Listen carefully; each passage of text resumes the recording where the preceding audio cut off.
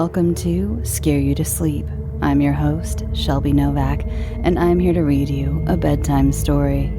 This week we have a story from author Jeff Kreis, whose work you may remember from the story 4th of July. Jeff is back with tonight's episode, It Won't Happen Again.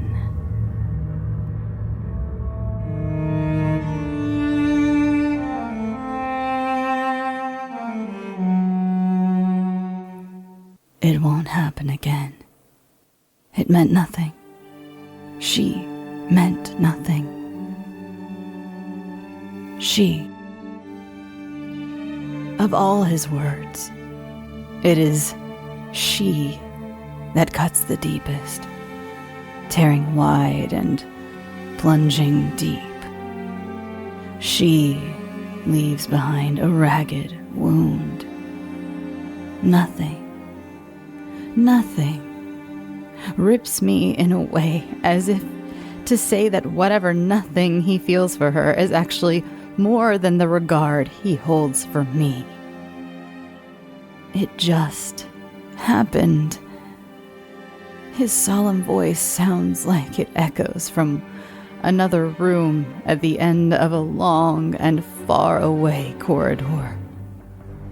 His eyes beg for understanding. The betrayer seeks comfort in the betrayed. Forgiven, but not forgotten, until too much remembered can no longer be forgotten. Until too much forgotten can no longer be forgiven. I stand with my arms crossed over my chest in denial, as I'm contorted by the truth. Yet even as the murky slurry of backwashed words seeps through his lips, I still love him. Each of his excuses, each attempt to justify himself is another thrust from his knife. Every word from the trench he digs is another shovel full of hurt, heaped into the freshly opened grave of my heart. Yet, despite this, still, I love him. He knows exactly what to say and how to say it. He knows how to use his eyes to mesmerize and his lips to seal the deal. He knows the way I need to be held, in the way that always feels like the first time. He holds me close, and I feel his promise whispered warmly against my neck. It won't happen again, he says. I tell him, if we're going to survive this, we need to talk to someone, a professional, couples counseling. His expression conveys a shadow of surprise, but with a well-practiced smile, he says, I'll do anything. Soft music plays quietly from behind the receptionist's desk. Another waiting client, only pretending to read, turns the pages of a magazine. I hear the door open. Hello, you can both follow me back this way. She is beautiful. Of course she is. I know he notices, but he does well in hiding his observation. She gestures us into the doorway of her cozy little softly lit office nook. So inviting are the neutral tones and abstract pastel paintings on the wall. Have a seat, she says welcomingly. We take our seats, and before the awkwardness of the situation can further saturate the moment, she introduces herself cheerily. Okay, so hello, I am Dr. Melanie Chambers. Before we even begin, I want you both to know that within these four walls, you are both safe and free. Free to say and be anything you want or need to be, Don't expect a lot out of our first session, as this is the introductory portion of the process. I will do my best to get to know you each well enough to assess whether or not I am a good fit for you. I want to help you both achieve a greater understanding of yourselves individually, as well as a couple. My goal is to help you both find clarity and ultimately healing. So, all of that being said, what brings you both in today? I sigh as I am about to begin when Trent speaks. I cheated, and not just once. This is my fault. It's my fault we're here. Fiona is amazing. I'll do anything, even this. Dr. Chambers leans back in her seat, realizing a small exhale. Okay, open and honest. I like that. Her inquisitive eyes move to me. Fiona, where would you like to start? I think there would be a good place, I answered. She smiles acceptingly and says, That's perfect. Then that is exactly where we will begin. The session went well. Better than I expected. We lay it all out. Dr. Chambers asks a host of questions, and we answer them all. Suddenly, the hour is up, and we confirm our next appointment. We stand up and say our goodbyes. It wasn't anything she said, or even the way she said it. No, it was in the way her hand, ever so slightly, grazed Trent's forearm on the way out the door. It's the way he seems to hide his smile. Was that a glimmer in his eyes? It's in the way they seem to share something, with a look, something it seems I am not entirely of equal part. In our first session, Dr. Chambers emphasized openness and honesty, so I decide to put it into practice. I think we should see someone else, I proclaim. He looks at me, surprised. What? Why? I thought it went well today. I have a good feeling about her. Her. His answer haunts me. I can't help but to snap back with, and that's what bothers me. He laughs. It's not a side-splitting laugh, but a scoff. It rubs my already raw nerves like a new piece of sandpaper. Something lurking beneath the way he says, her. It stings like she. I imitate the way she touched his arm as we were leaving. He gives me an accusatory look, as if to imply that I'm crazy, deranged even. Look, he says, I know I messed up, and big time. I know this is all my fault. Don't do this. It won't help anything. It won't help us. It meant nothing. I only heard 3 words. It meant nothing. So familiar is the cold feeling that crawls over me. So deep is the pit that falls open in my stomach. The conversation abruptly dissipates into silence. The ride home is long and quiet. There are few words exchanged before the sun sets on that day. The following morning is met with a newness. A warm coffee and breakfast in bed greets me as I am lulled from my slumber. Trent looks as fresh as the sunlight that cascades over his perfectly chiseled jawline and granite cheekbones. I'm sorry yesterday didn't go as well as we both hoped. Today, though, today is a new day. He sweeps my messy hair from my eyes and smiles meekly peace offering. Those damned eyes, and that damned smile. I take the coffee cup from his offering hands and take a sip. All this time together and you still can't make a good cup of coffee. I offer him a smile. He's trying.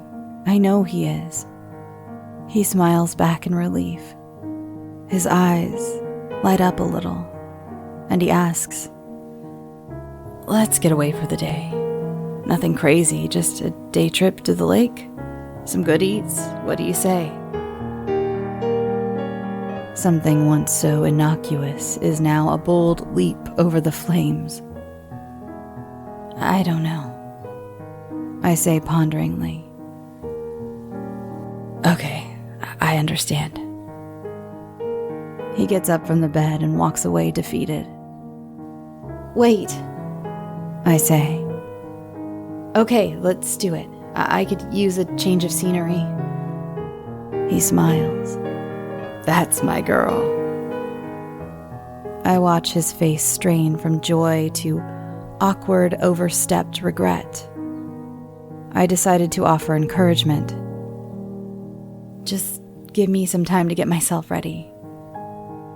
He smiles again, seemingly reassured, and says, "Take your time. We have the rest of our lives." We have a great day, actually. It felt light and airy. The weather was perfect. We had a great lunch and dinner, and on the drive home, we listened to our favorite music. Overcome by the ease of the day, a night that in so many ways was reminiscent of how they used to be, and that night, I gave in. Everything was almost perfect for a couple of months. Therapy was going great. We were connecting again just like before. Everything was better. Until it wasn't.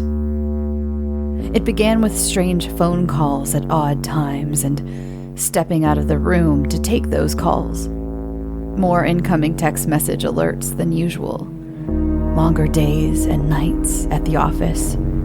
Sudden and more frequent unavailability. Last-minute changes to our plans and eventually last-minute cancellations. The effort, once being so vigorously invested, suddenly became one-sided before slamming to a bitter halt.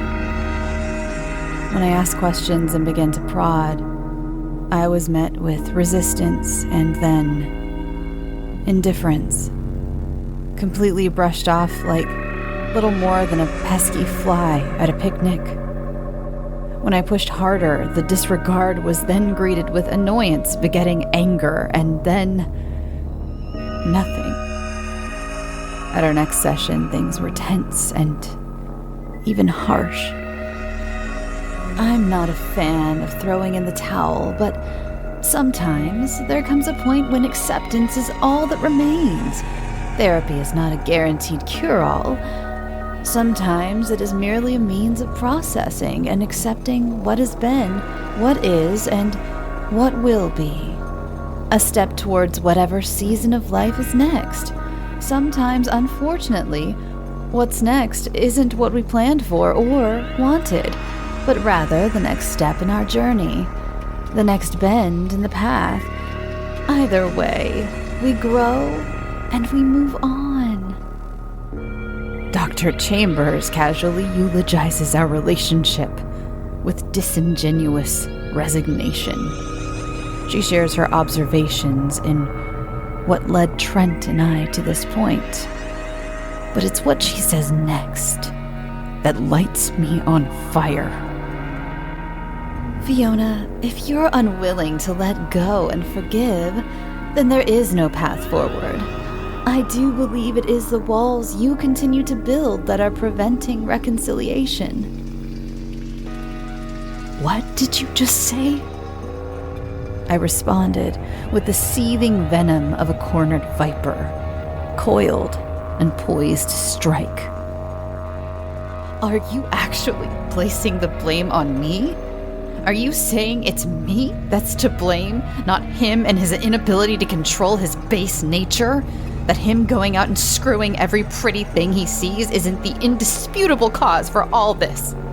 Are you kidding me? At this, Dr. Chambers slinks back into her seat and with complete indifference says, I can no longer be your therapist. I am sorry, but I simply can't. If you would like a referral, I would be more than happy to provide you with one. I am sorry, and I wish both of you the best of luck.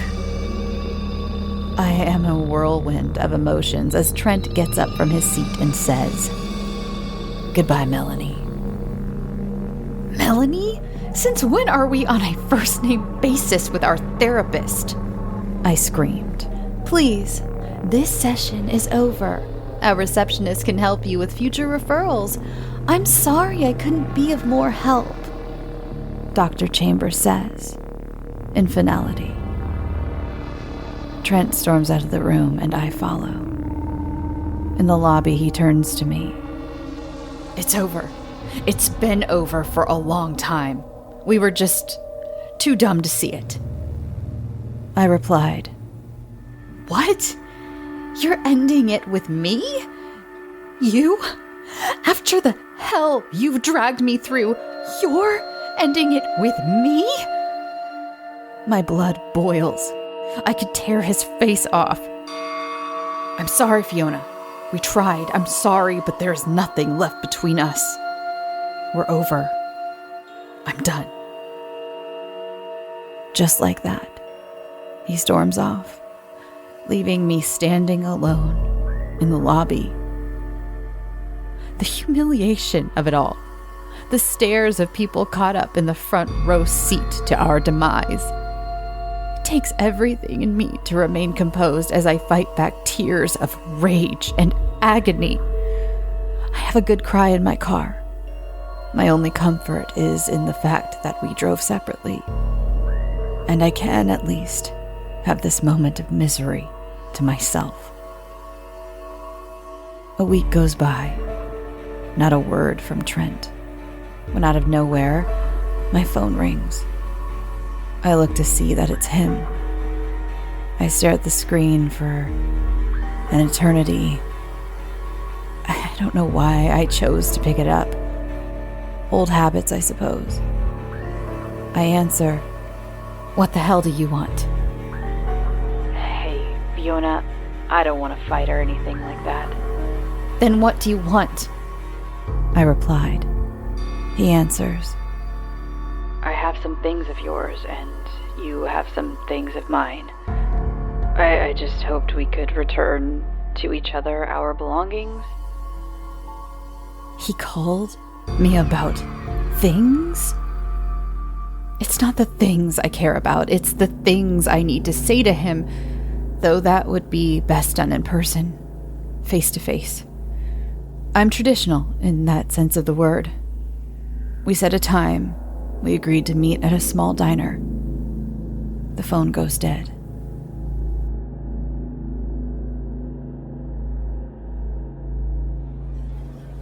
He would usually stand to greet me if we were arriving separately somewhere.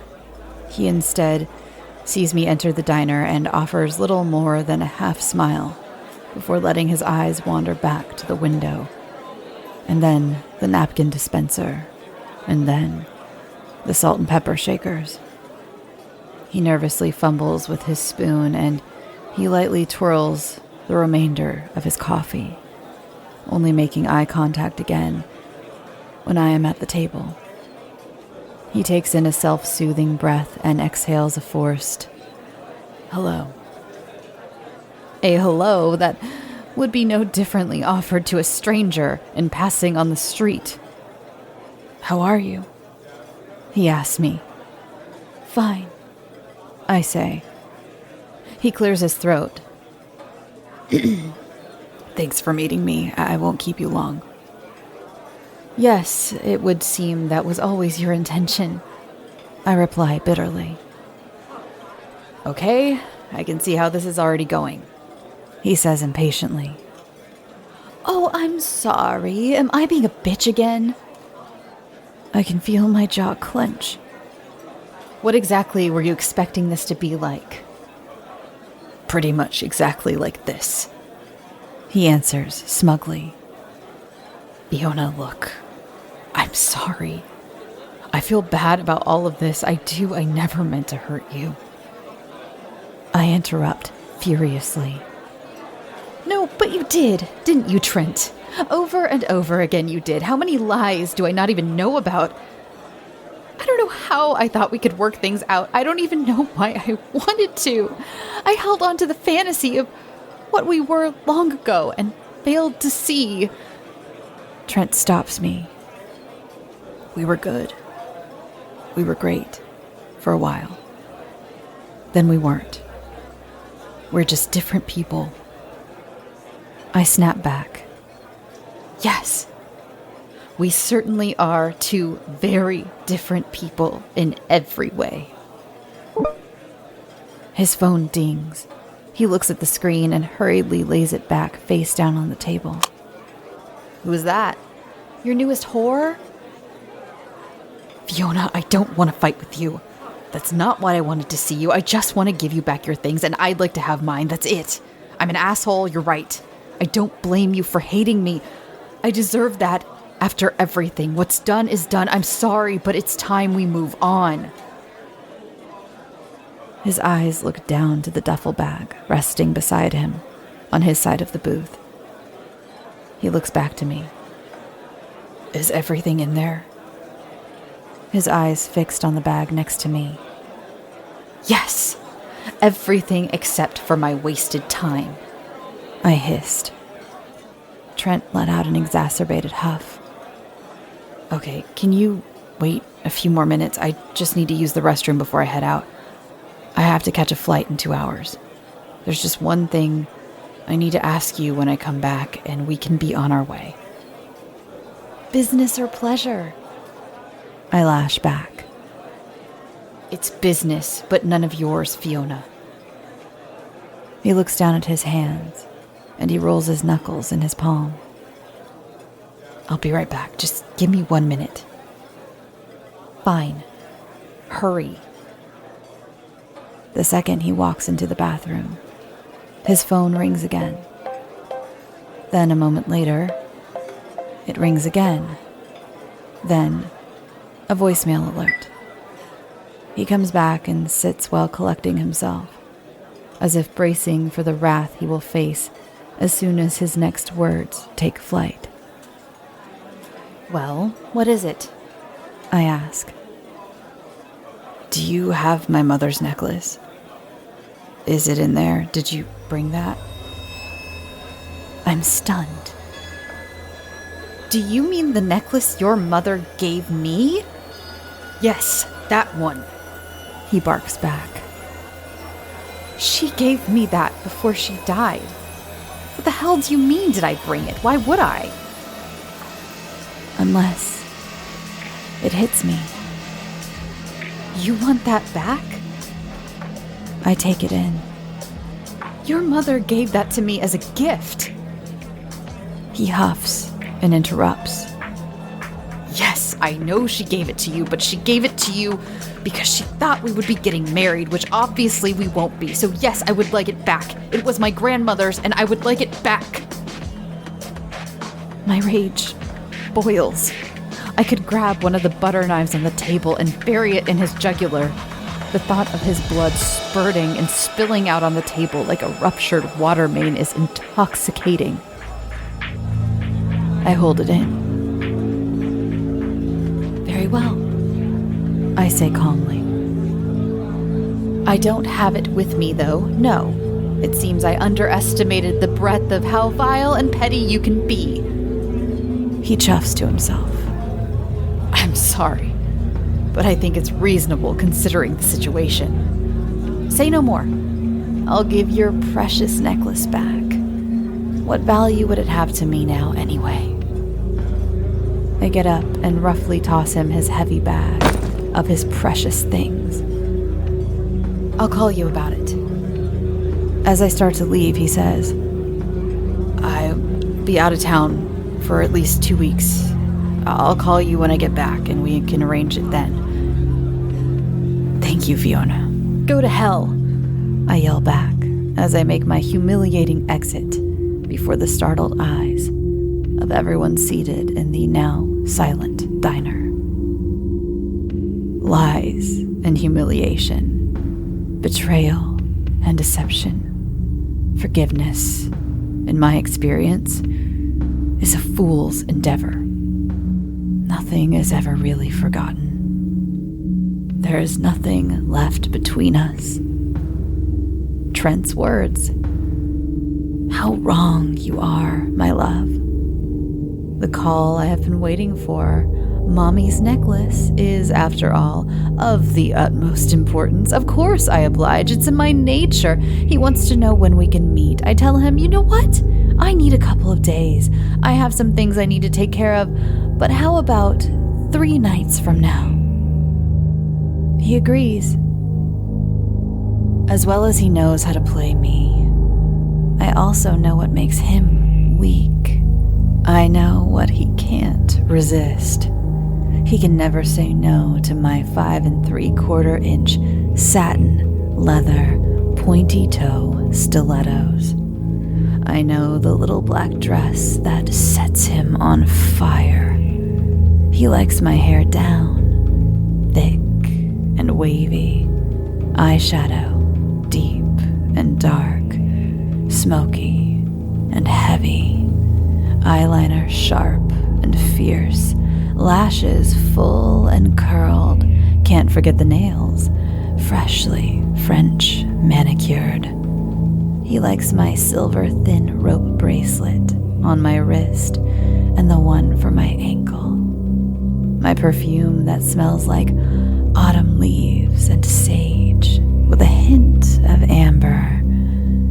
The trap is set. He is, after all, but a man. His eyes light up when I open my door. From a man to a dog, salivating at the sight of a slab of meat. Hey, I say. Hey, Fiona, you look good. Big plans for tonight? I feign a flirty laugh. Yes, I do actually. We have some time though. Come on in. He hesitates. I was just gonna grab the necklace. I wasn't planning on coming in. Can you just grab it for me? I laugh playfully. Stop being so serious. It's in the bedroom. Just come in. Have a glass of wine with me. I'd like to celebrate. What? Celebrate? No, come on. No games, no bullshit. Just give me the necklace and I'll be going. I'm surprised. His resolve is more than I anticipated. Trent, seriously, it's fine. Just come in for a minute. I'm not gonna bite. I laugh again, teasingly. It's fine. I don't want to fight either. I've accepted things and I've moved on.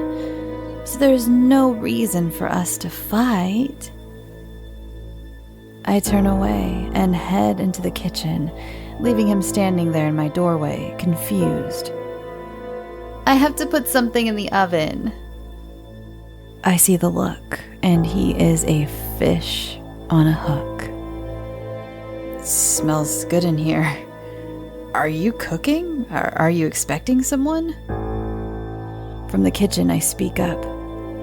I am, actually. Trent steps in, slowly, but leaves the door open.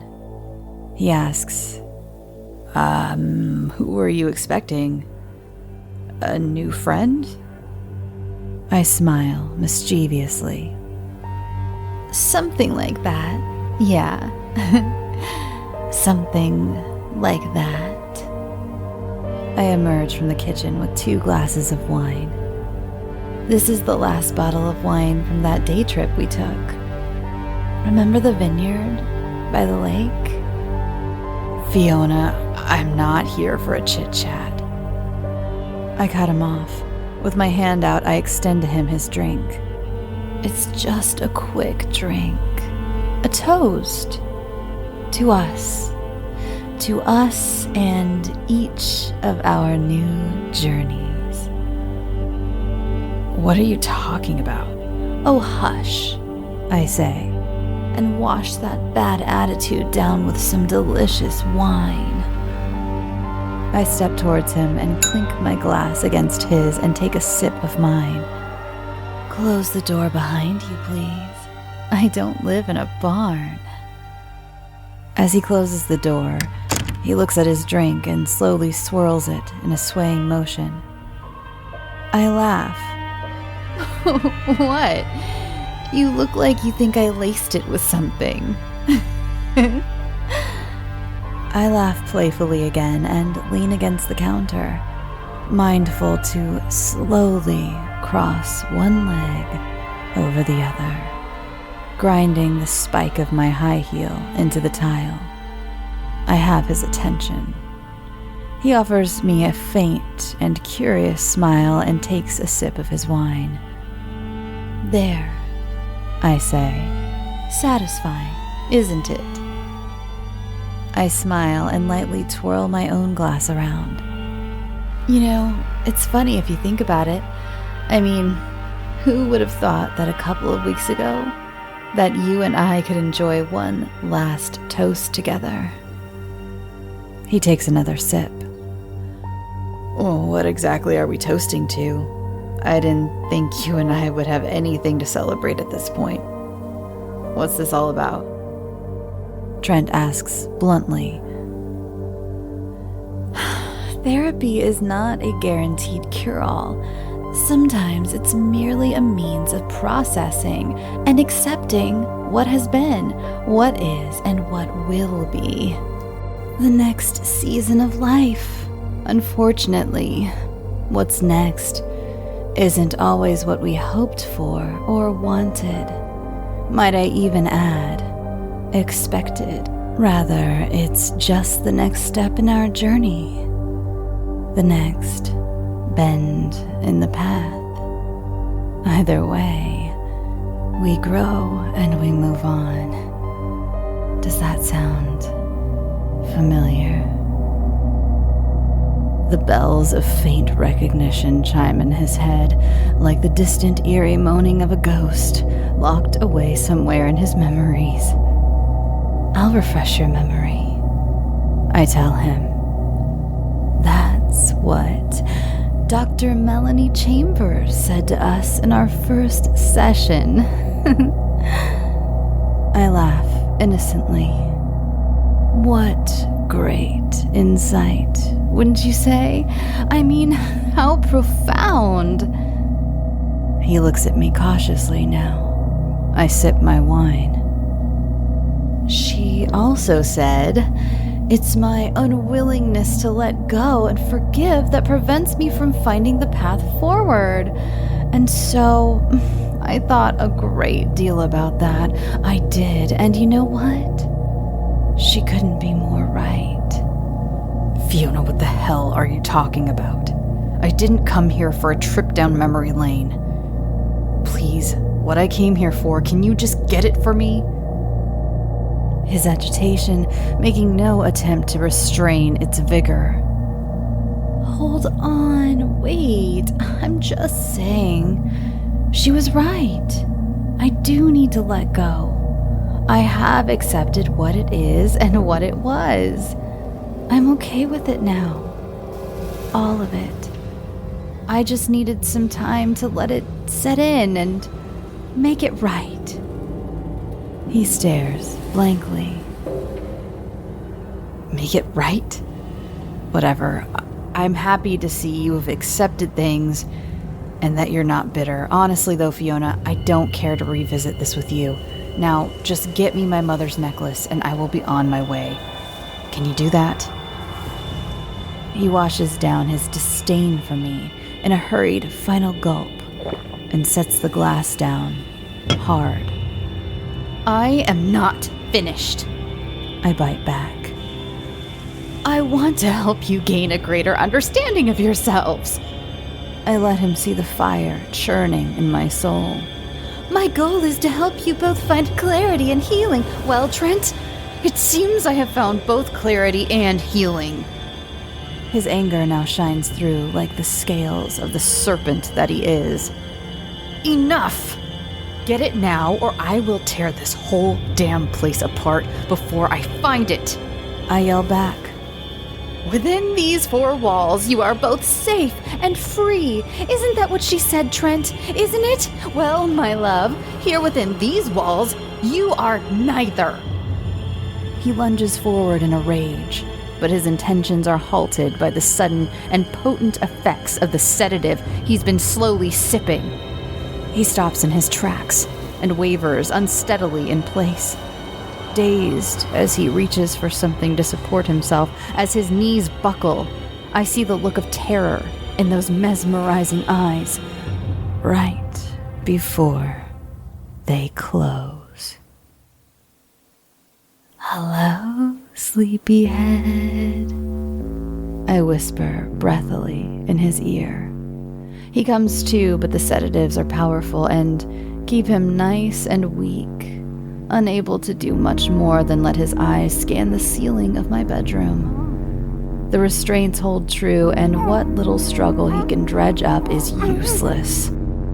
He becomes more alert as he appears acutely aware of his predicament.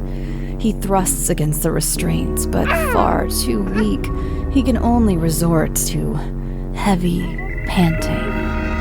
The gag, stuffed violently into his lying mouth, keeps him quiet long enough to listen and, more importantly, from screaming.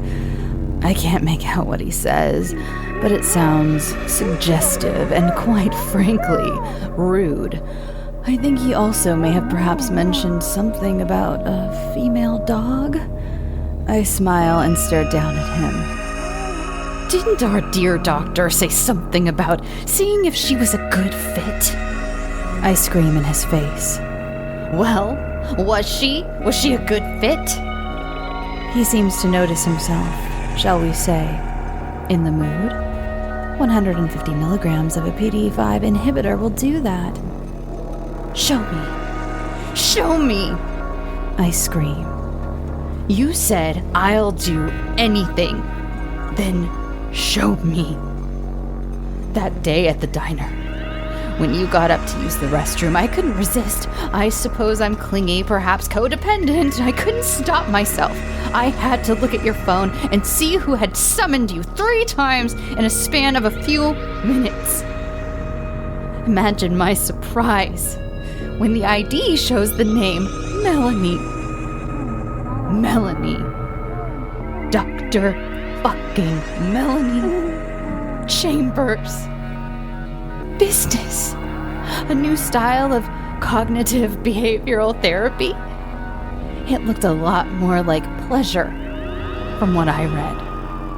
After everything, our therapist, the only thing more vile than what you did is what you're going to do next, right now. I didn't know what it was when I forcefully turned his head to the side that he noticed first. Was it the sight?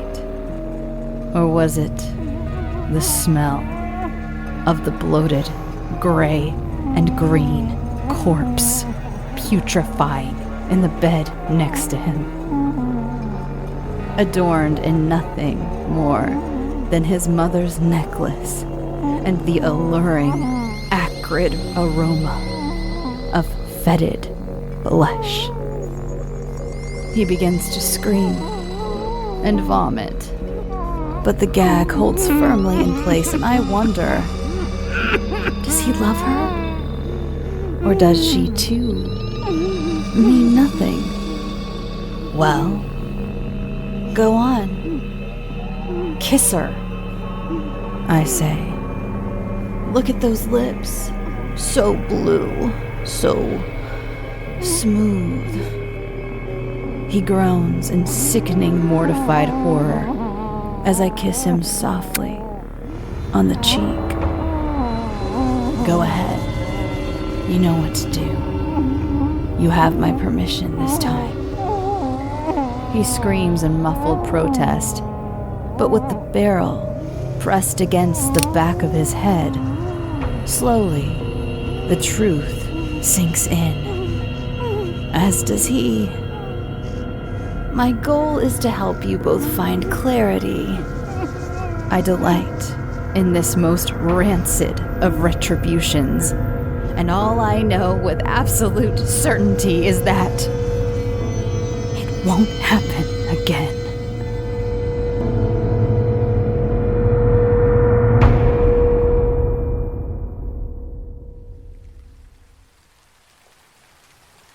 Thanks for listening, and thank you again to my author this evening, Jeff Kreis, for another fantastic story. If you haven't checked out his other story, 4th of July, then I highly recommend it. And that is episode 288.